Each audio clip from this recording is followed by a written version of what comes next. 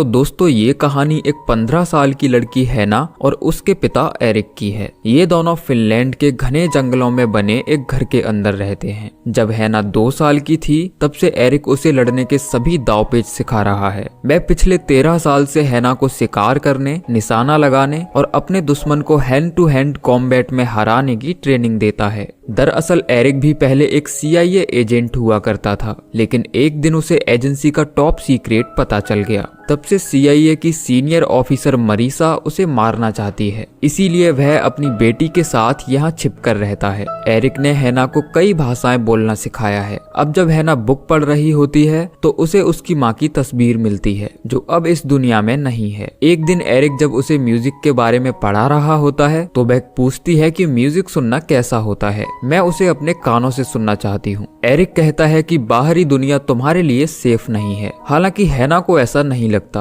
वह कहती है कि अब मैं तैयार हूँ। जिसके बाद एरिक बाहर जाता है और गड्ढा खोदकर एक डिवाइस बाहर निकालता है और कहता है कि बटन दबाते ही CIA को पता चल जाएगा कि हम कहाँ हैं, लेकिन स्विच दबाते ही पीछे हटने के सभी रास्ते तुम्हारे लिए बंद हो जाएंगे। फिर हर हाल में तुम्हें मरीसा को मारना होगा वरना वह तुम्हें मार देगी। लेकिन हैना बिना डरे उस स्विच को दबा देती है और ऐसा करते ही CIA को उनकी लोकेशन का पता चल जाता है। अब मरीसा सभी लोगों की मीटिंग बुलाती है, जिनमें से कुछ ऑफिसर्स का कहना था कि ये केस इंटरपोल को हैंडल करना चाहिए। मरीसा उन्हें बताती है कि एरिक एक बहुत ही खतरनाक और काबिल एजेंट है। मैंने उसके साथ काम किया है, इसीलिए हमें ही उसे पकड़ना चाहिए। जिसके बाद उन्हें पकड़ने के लिए स्पेशल फोर्स को भेज दिया जाता है। वहीं एरिक अपनी बेटी से कहता है कि मैंने जैसा बताया है ठीक वैसा ही करना। अब हम बर्लिन में मिलेंगे। इतना कहकर वह यहाँ से चला जाता है। तभी यहाँ फोर्स आकर घर को चारों तरफ से घेर लेती है। फिर 2 सोल्जर्स अंदर जाते हैं जिन्हें हैना बेहोश कर देती है, लेकिन बाकी सोल्जर्स द्वारा उसे पकड़ लिया जाता है। अब अगले सीन में हम देखते हैं कि हैना एक सेल के अंदर बंद है। तभी एक ऑफिसर उसके साथ इंटेरोगेट करने आता है, लेकिन हैना कहती है कि मुझे सिर्फ मरीसा से बात करनी है। जिसके बाद मरीसा खुद न जाकर दूसरे एजेंट को अंदर भेजती है। वह एजेंट हैना से कहती है कि मैं ही मरीसा हूँ। अब हैना उस एजेंट से कई सवाल पूछती है ताकि वह पक्का कर सके कि यही मरीसा है, लेकिन इस एजेंट के कान में माइक्रोफोन लगा था जिसके जरिए असली मरीसा हैना के सभी सवालों के जवाब दे रही थी। तभी हैना अचानक उस एजेंट से लिपटकर रोने लगती है। ऐसा करते ही एजेंट्स को खतरा महसूस होता है और वे उसे बेहोश करने के लिए अंदर आते हैं, लेकिन हैना उस एजेंट को मार देती है और गन छीनकर बाकी सोल्जर्स को भी शूट कर देती है। ये देखकर मरीसा शॉक्ड हो जाती है, लेकिन हैना सिक्योरिटी कैमरास को तोड़कर यहाँ से भाग जाती है। वहीं कुछ साइंटिस्ट जो हैना के DNA को टेस्ट कर रहे थे, उन्हें उसके DNA में कुछ गड़बड़ नजर आती है। उधर हैना भागते हुए लैब तक पहुंचती है और जाते जाते यहाँ से अपनी मेडिकल रिपोर्ट भी साथ ले जाती है। वहीं कुछ सोल्जर्स उसे पकड़ने के लिए पीछे आते हैं, लेकिन वह एक टनल के जरिए ऊपर चढ़ जाती है और यहाँ से बाहर निकलकर देखती है कि उसके आसपास पथरीली जमीन है। तभी कुछ कार्स उसके ऊपर से गुजरती हैं, जिनके नीचे छिपकर वह यहाँ से भाग जाती है। अब वह इस बीहड़ में अकेले ही आगे बढ़ती है। तभी उसकी मुलाकात सोफी और माइल्स से होती है, जो अपने पेरेंट्स के साथ यहाँ घूमने आए हैं। सोफी उसे अपनी वैन में लिफ्ट देने के लिए कहती है, लेकिन हैना को पैदल चलना ही सेफ लगता है।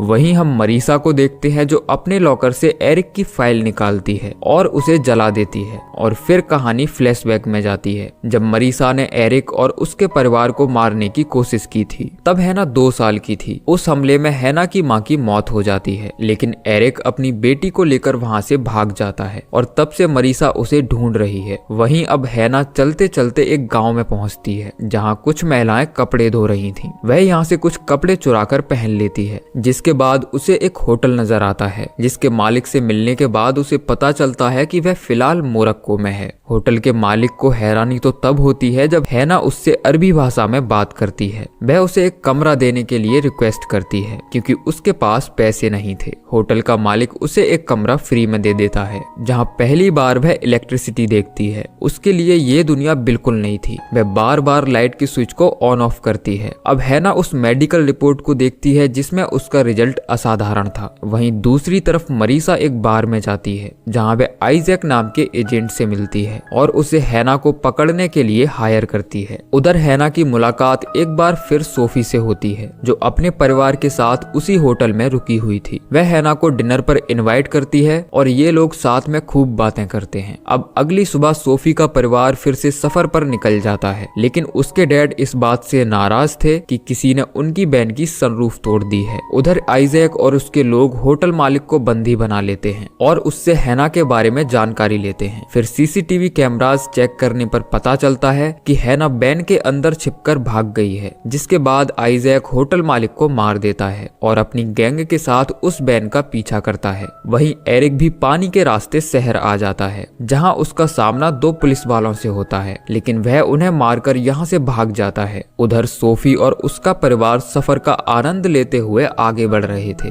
जिन्हें हैना भी छिपकर देख रही थी। तभी माइल्स उसे देख लेता है, लेकिन वह उसके बारे में किसी को नहीं बताता। अब वैन के रुकते ही हैना बाहर भागती है, लेकिन सोफी उसे देख लेती है। वह हैना को भागने के बजाय अपने साथ रुकने के लिए कहती है, जिसके बाद इन दोनों के बीच दोस्ती हो जाती है और हैना सोफी को बता देती है कि वह अपने डैड से मिलने बर्लिन जा रही है। अब सोफी एक लड़के से हैना की दोस्ती करवाती है और ये लोग साथ में बाइक पर घूमने जाते हैं। जब वह लड़का हैना को किस करने की कोशिश करता है तो वह उसे नानी याद दिला देती है। उधर आइजैक और उसके लोग हैना को टेंट्स में ढूंढ रहे होते हैं, लेकिन वह यहाँ नहीं होती। वहीं मरीसा एरिक को ढूंढते हुए हैना की नानी के घर जाती है और जब वह उसे वहाँ नहीं मिलता तो उस बूढ़ी औरत को गोली मार देती है। अब अगली सुबह सोफी का परिवार फिर से ट्रिप पर निकल जाता है, जिसे देखते ही आइजैक और उसके लोग बैन का पीछा करने लगते हैं। वहीं एरिक को दिखाया जाता है जो अपनी बेटी से मिलने बर्लिन शहर पहुंचता है। तभी वह नोटिस करता है कि कुछ लोग उसका पीछा कर रहे हैं। इसी दौरान उनके बीच फाइट शुरू हो जाती है और एरिक उन सभी गार्ड्स को मार गिराता है। फिर उसे वॉकी टॉकी से पता चलता है कि ये आदमी मरीसा के थे, यानी कि वह अभी भी जिंदा है।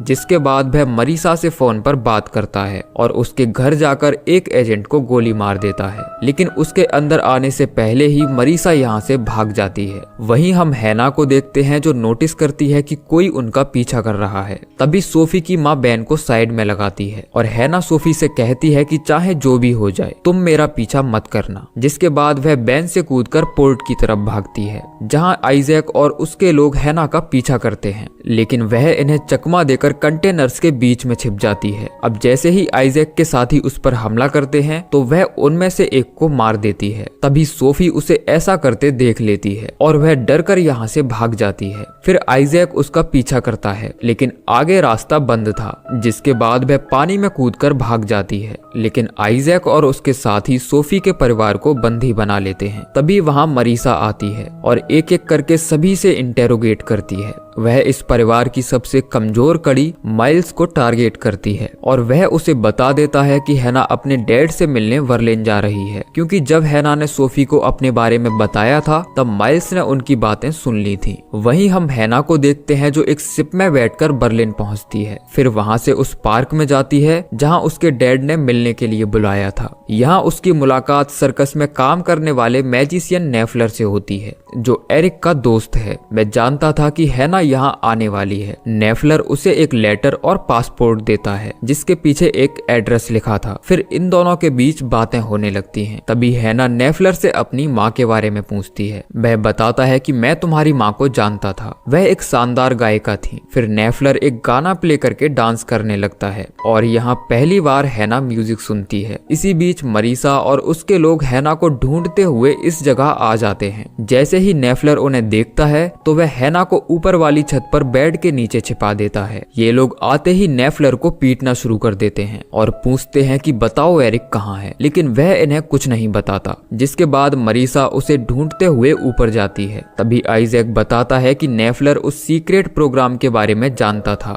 सभी को यही लगता है कि एरिक ही हैना का पिता है। हैना भी उनकी बातें सुन रही होती है। अब उनके जाने के बाद वह घर के पीछे वाले दरवाजे से बाहर भागती है। जिसके बाद एक साइबर कैफे जाकर एरिक के बारे में सर्च करती है, जहां उसे पता चलता है कि एरिक उसका बायोलॉजिकल फादर नहीं है, यानी कि मरीसा ने जो कहा था वह सच था। अब वह अपनी ग्रैंड मदर के घर जाती है, जहां दीवार पर उसकी मॉम की तस्वीर लगी थी। इस तस्वीर पर खून के धब्बे और गोली का निशान भी बना था। वह उसे देख ही रही होती है कि तभी वहां एरिक आ जाता है। अब हैना एरिक से पूछती है कि क्या तुम मेरे असली पिता हो। ये सुनकर एरिक थोड़ा परेशान हो जाता है। वह कहता है कि हाँ, मैंने ही तुम्हें पाल पोस कर बड़ा किया है। लेकिन अब हैना केवल सच सुनना चाहती थी। जिसके बाद एरिक बताता है कि मुझे CIA में प्रेग्नेंट महिलाओं को प्रोग्राम में शामिल करने के लिए भर्ती किया गया था। तुम्हारी माँ भी उन महिलाओं में से एक थी। दरअसल इस प्रोग्राम में बच्चों के जन्म लेने से पहले ही उनके DNA में बदलाव किए जाते थे, जिसके कारण उनमें डर और दया कम हो जाए और उनके लड़ने की क्षमता किसी आम इंसान से कहीं अधिक हो।